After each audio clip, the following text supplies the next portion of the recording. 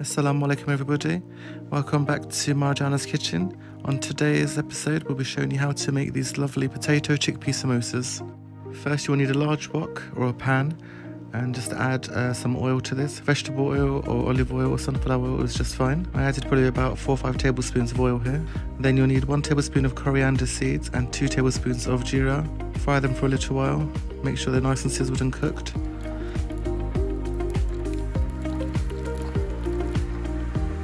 Then chop up 1 whole garlic and add salt to taste. Make sure you stir it well and cover it with a lid and leave it to cook for another 3 or 4 minutes.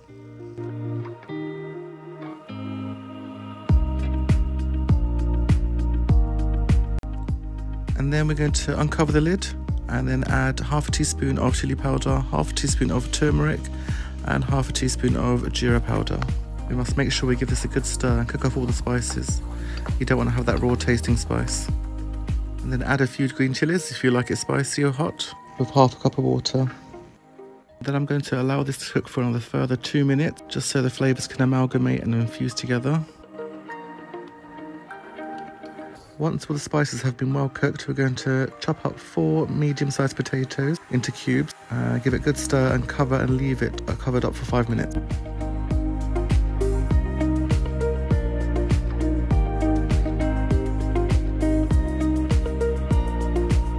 Potatoes have been cooking now for 5 minutes, and now I'm going to add a tin of chickpeas. I prefer to use white chickpeas instead of black chickpeas as they're a little bit more softer and easier to cook. So Marjana wanted to add some fresh vegetables into this recipe as well. We had nothing in the fridge, but she spotted these pepper bushes in the garden and she helped herself freely.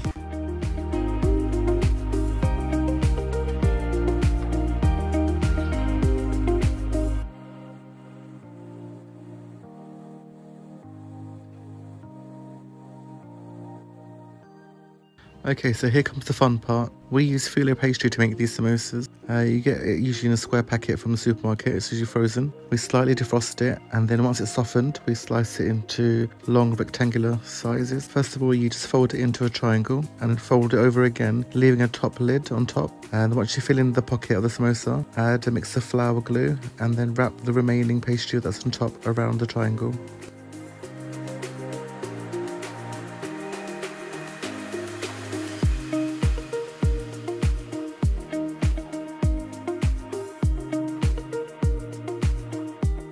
And then finally, make sure all the samosa corners are nice and pointy and secured tightly so that when you fry them, the oil doesn't get into them. These samosas are also perfect for freezing and to keep in a nice airtight bag in the freezer. Thank you so much for watching this episode of Marjana's Kitchen, guys. Allah Hafiz.